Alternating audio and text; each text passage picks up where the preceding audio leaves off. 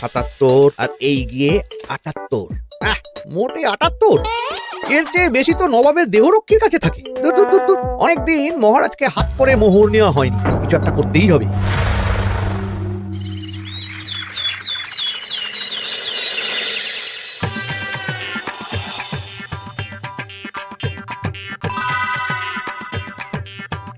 কই গো, কিছু কি ঠিক করলে?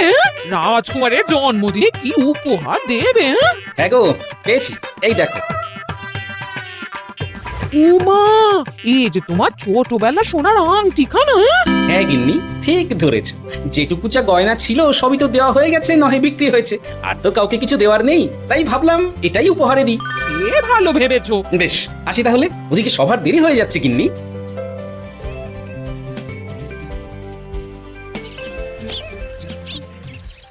আচ্ছা শোনো, একটা কথা বলতে ভুলে গেছিলাম, আজ একটু তাড়াতাড়ি বাড়ি এসো। শাড়িওয়ালাকে আসতে বলেছি দুপুরে। আবার শাড়িওয়ালা কেন? আরে তুমি ভুলে গেলে, সামনে আমার বোনদির বিয়ে, তার জন্য নতুন শাড়ি লাগবে না গো? একমাত্র বড় মাসির মেয়ে বলে কথা। বুঝলাম, তো ওই একটা শাড়ির জন্য আবার আমাকে থাকতে হবে? 3টে শাড়ি উপহারের পাশাপাশি আমারও একটা শাড়ি চাই। হ্যাঁ, আচ্ছা, তুমি নতুন শাড়ি নিয়ে কি করবে বলো তো? বিয়েটা তো তোমার বংশীর। বলি সারাটা জীবন তো এই এক কাপড়ই কাটিয়ে দিলাম, কি দিয়েছ তুমি আমায়? কেন, এই নিজেকে? আমার মতো স্বামী আর কোথাও পাবে? হ্যাঁ, ও সব মন ভুলানো কথায় আর চিড়ে ভিজবে না, তাড়াতাড়ি আসবে বলে দিলাম। হ্যাঁ, অগত্যা।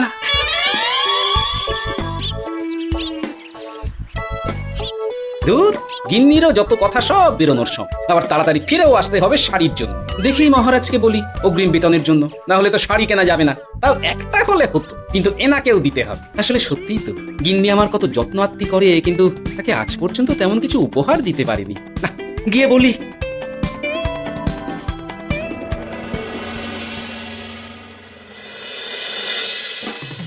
রাজকুমারীর জন্মদিন উপলক্ষে যে আপনারা এত উপহার এনেছেন তার জন্য অনেক ধন্যবাদ।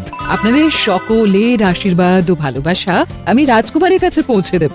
এ আর এমন কি মহারাজ, জানেনই তো রাজকুমার আমাদের সকলের কাছে কত প্রিয়। ঠিক ঠিক। কিন্তু আমি অবাক হচ্ছি, আপনার প্রিয় গোপাল জন্মদিন ভুলে গেছে দেখে এখনো পর্যন্ত তার কোনো পাত্তাই নেই। হ্যাঁ তাই তো, গোপাল আসেনি কেন?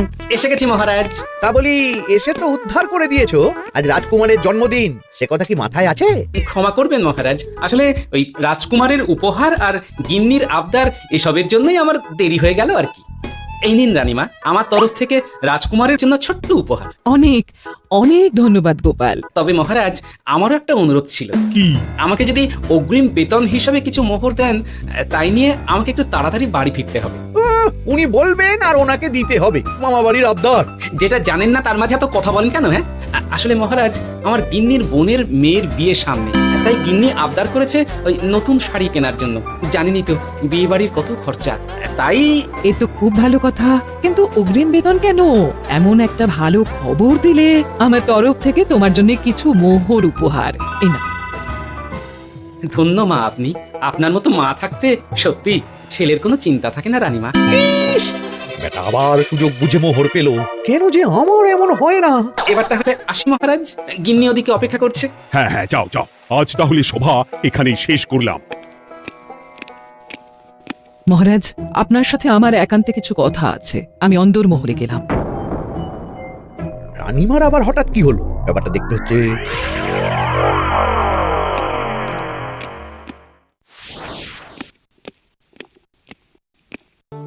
আজ আমি বুঝতে পারছি আপনি আমাকে একদম ভালোবাসেন না মহারাজ। ও কি কথা বলছো রানী? একদম ঠিক বলছি। নিজের গিন্নির আবদার মেটানোর জন্য গোপাল কত ভাবে, নতুন শাড়ি কিনে দেওয়ার জন্য অগ্রিম বেতন অব্দি চাইলো, আর আপনি? আমি তো রাজা, আমি কেন বেতন চাইবো? সেটাই তো, রাজা হয়েও আপনি কখনো এমন কিচ্ছু করেননি, কিচ্ছু না। আহা, রাগ করে না, আমি তোমাকে সব থেকে সুন্দর শাড়ি উপহার দেব, একেবারে সোনার সুতোর কাজ করা মুক্ত বসানো শাড়ি। এমন শাড়ি কেউ কখনো দেখেনি। ও মা, সত্যি? আচ্ছা, এই ব্যাপার। গোপালের কথা শুনে এবার মহারাজ ও রানীমাকে উপহার দেবে? ধুর, আমারই ভাগ্যটা খারাপ।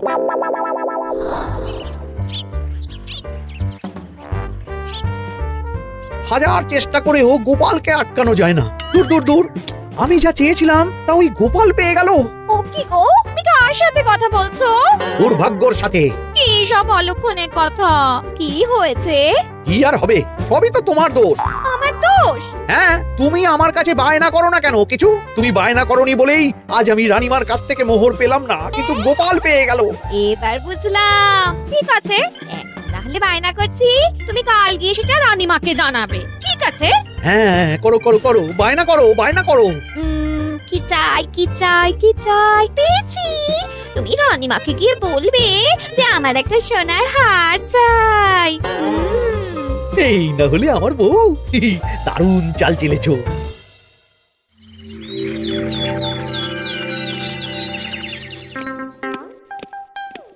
কি গো মন্ত্রী, আজ যে তুমি দেরি করলে বড়।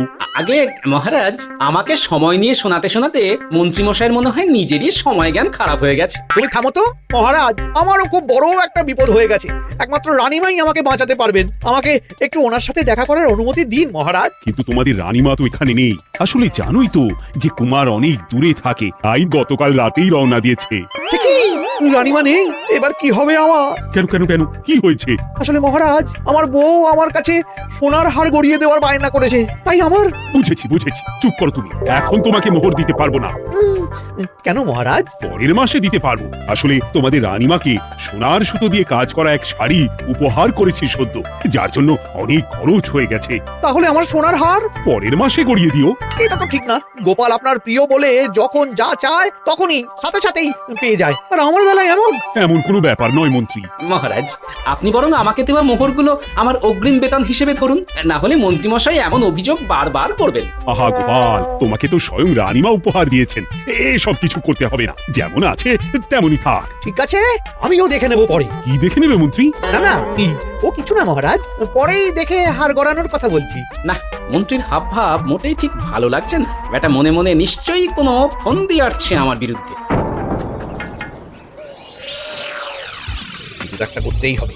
গোপালের ওই মোহর উপহার পাওয়াটা আমি কিছুতেই মেনে নিতে পারছি না। একটু মাথা খাটাই, একটু মাথা খাটাই। উপায় পেয়েছি। আমাকে এখনই নবাবের কাছে গিয়ে মহারাজের নামে বলতে হবে।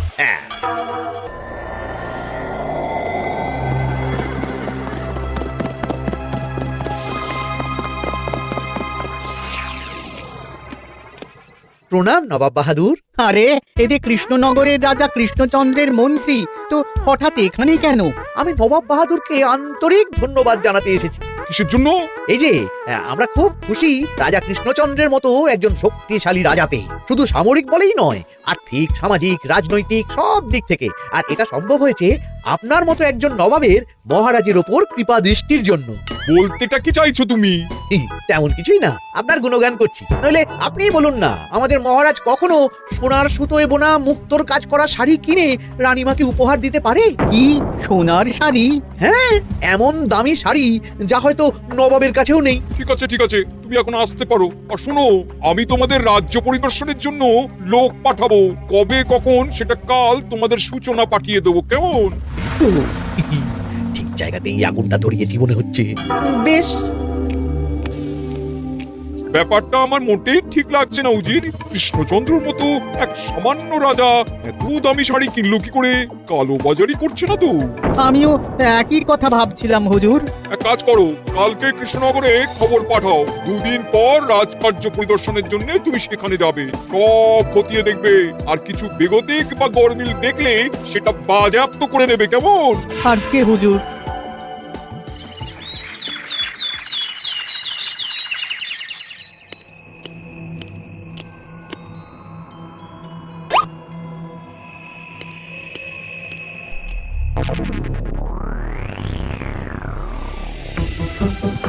কি হয়েছে মহারাজ, কার চিঠি? নবাবের রাজকার্য পরিদর্শনের জন্য লোক পাঠাবে দুদিন পর। এতে চিন্তার কি আছে মহারাজ? চিন্তার বিষয় আছে। নবাব আমার রাজকোষের হিসাবও মিলিয়ে দেখতে চায়। কোনো একটা ভাবে নবাবের কানে আমার সোনার শাড়ি কেনার কথাটা চলে গেছে, তাই সন্দেহ করছে। সে কি কাণ্ড! নবাবকে তো চিনি, ভুল ধরার কোনো সুযোগ ছাড়বে না। আর চিঠিতে পরিষ্কার লিখে দিয়েছে, হিসেবের একটু এদিক ওদিক হলেই সে সব বাজেয়াপ্ত করে নেবে। হায় কপাল, এ সব হয়েছে গোপালের জন্য। অমনি শুরু করে দিলেন। আচ্ছা আমি আবার কি করেছি বলুন তো? তুমিই তো করেছো। সেদিন যদি তুমি তোমার গিন্নির শাড়ি কেনার কথাটা রানীমার কানে না তুলতে, তাহলে রানীমাও মহারাজের কাছে শাড়ির জন্য বায়না করতেন না, মহারাজও সোনার শাড়ি কিনতেন না, আর নবাবও জানতে পারতেন না। একদম ঠিক কথা বলেছো মন্ত্রী, সব দোষ তোমার গোপাল। মহারাজ আপনি এমন বলছেন? হ্যাঁ বলছি, কারণ এটাই হয়েছে। দুশ্চিন্তায় এখন মাথা খারাপ হয়ে যাচ্ছে আমার। আমি জানি না তোমার জন্য আজ অব্দি এমন বিপদে কবে পড়েছি। এবার তোমাকেই এখান থেকে বেরোনোর উপায় বের করতে হবে। আর যদি তা না করতে পারো, তাহলে আজ পর্যন্ত তোমাকে যত মোহর উপহার দেওয়া হয়েছে, সেই সব উপহারের মোহর ফেরত দিতে হবে। সব মোহর যে প্রায় খরচ হয়ে গেছে মহারাজ, আবার আমি কোথা থেকে পাবো? সেটা তুমি জানো। এইবার গোপাল ভালো মতো জব্দ হয়েছে। এই যে লঘু পাপে গুরুদণ্ড। গোপাল পড়ল কাঁদে, এমন দেখে মন্ত্রী হাসে আর আমার মনটা কাঁদে। এখানে বসে কি করছো গো গিন্নি? এসে পড়েছো? ওমা, তোমার মুখটা এমন শুকনো দেখাচ্ছে কেন? আর বলো না, এই হিসেবের ঠেলায় সবকিছু বেহিসাবি হয়ে যাচ্ছে একেবারে। আচ্ছা তুমি কি করছিলে ওই রসিদগুলো নিয়ে? দেখে হিসেব করছিলাম এই মাসে অনেক খরচ হয়েছে কিনা, সেই বুঝে পরের দিনগুলো চালাতে হবে গো। কি বললে? রসিদ দেখে হিসেব কষা? রি, এটা তোমার মাথাতেই আসেনি। ধন্যবাদ গিন্নি, আরো একবার তোমার জন্য এই যাত্রায় আমি বেঁচে যাব মনে হচ্ছে। বেঁচে যাবে কেন? কি হয়েছে? আচ্ছা আমাকে আবার একটু রাজপ্রাসাদে যেতে হবে। আমি এলাম গিন্নি। কি যে বলে লোকটা, কিছুই বুঝতে পারি না।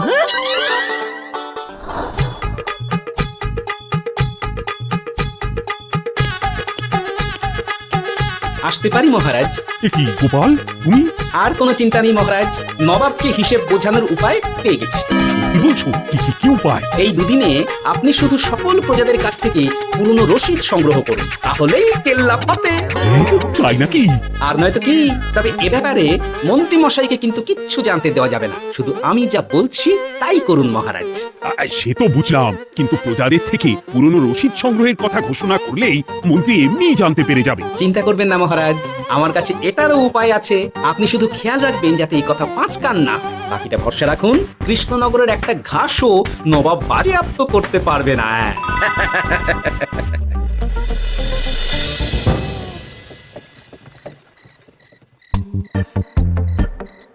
গোপাল দাদু, আমরা সব চলে এসেছি।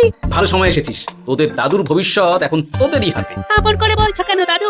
আমরা থাকতে তোমার কিচ্ছু হবে না, শুধু বলো না কি করতে হবে। জানি তো, তোদের যেটা করতে হবে সেটা হলো সবার বাড়ি বাড়ি গিয়ে পুরনো রসিদ সংগ্রহ করতে হবে। এই ব্যাপার, এটা আর এমন কি? কিন্তু কেউ যদি জিজ্ঞাসা করে কেন চাইছি, তখন বলবি যে ওই গোপাল দাদু ওই টোঙা বানাবে বলে পুরনো কাগজ চাইছে। আচ্ছা আমরা এক্ষুনি নিয়ে আসছি। যাক, প্রথম ধাপ হয়ে গেল, এবার পরের ধাপের প্রস্তুতি। যাই একবার বরং বিজ্ঞানীর কাছ থেকে ঘুরে আসি। বিজ্ঞানী, ও বিজ্ঞানী, বাড়ি আছো? আরে গোপাল যে, এসো এসো ভেতরে এসো। বলো তোমাকে কিভাবে সাহায্য করতে পারি? তোমার কাছে কালি মোছা যায় এমন কোনো কিছু আছে? কালি মোছার জিনিস? হ্যাঁ, একটা তরল রাসায়নিক পদার্থ আছে যেটা সব ধরনের কালি তুলে ফেলে। দাঁড়াও দিচ্ছি। অনেক ধন্যবাদ বিজ্ঞানী।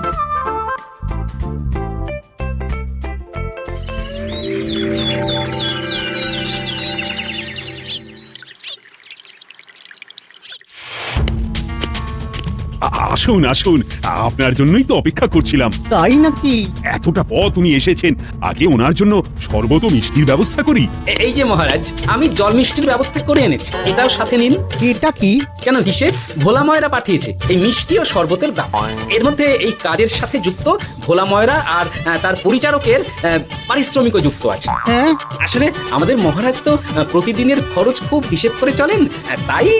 ও আমি একটু বসবো? নিশ্চয়ই, ওই তো ওদিকে বসার জায়গা। আপনি কি হাওয়া খাবেন উজির সাহেব? তাহলে রশিদে ওটাও যুক্ত করব।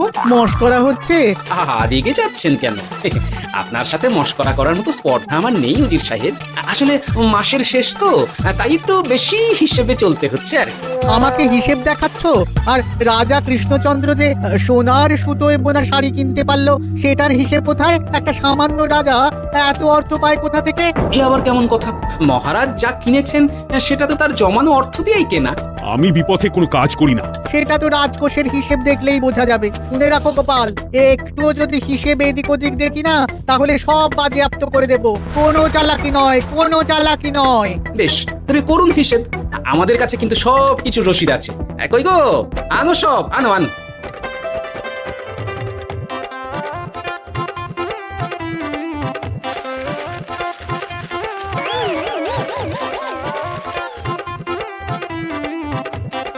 হ্যাঁ, এত রসিদ? আপনি বরং নিশ্চিন্তে হিসেব কষে নিন, আমরা আসি।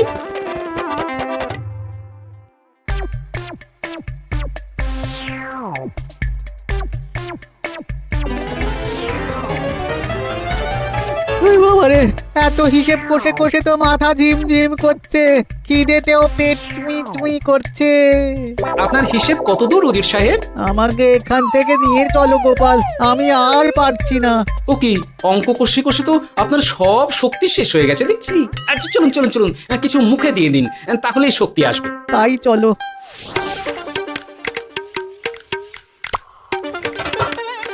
নিন, এটা হলো দুপুরের খাবার, আনাজ মশলা এমনকি রান্নার ঠাকুরেরও পারিশ্রমিকের হিসেব। এবার আমি পাগল হয়ে যাব। আমি আর কোনো হিসেব দেখতে চাই না। সব সময় কি এত হিসেব নিয়ে চলা যায় নাকি? কি আর করা যাবে বলুন? হিসেবে না চললে আপনি তো মহারাজের উপার্জনের উপর সন্দেহ করবেন, আর বেশি খরচ হলেই সম্পত্তি বাজেয়াপ্ত করবেন। তাই বলে সব কিছুতেই হিসেব? কোনো একদিকে বেশি খরচ হলে বাকি দিকগুলো এভাবেই কম করে চলতে হয়। কি ঠিক বলিনি? আমি আমার ভুল বুঝতে পেরেছি গোপাল, এবার আমাকে রেহাই দাও। আসলে তোমাদের মন্ত্রী নবাবের কাছে গিয়ে তোমাদের রাজা নামে উস্কেছে। কি মন্ত্রী? এই রে, খেয়েছে, পালাতে হবে দেখছি। ঠিক জানতাম, মোহরের জন্যই এত কিছু। তাই তো নবাব এমন করেছেন। বেশ, এবার আমি ফিরে গিয়ে নবাবকে সব জানিয়ে দিচ্ছি। সত্যি গোপাল, তোমার তুলনা হয় না। আর মন্ত্রী, আগে মহারাজ, তুমি যা করেছো তার কোনো ক্ষমা নেই। তোমার জন্যই আমার এত হয়রানি হয়েছে। ভুল হয়ে গেছে, আমাকে ক্ষমা করে দিন মহারাজ। গোপালের ওপরে হিংসে করে এমন করেছি, আর হবে না। একটা সুযোগ দিন মহারাজ।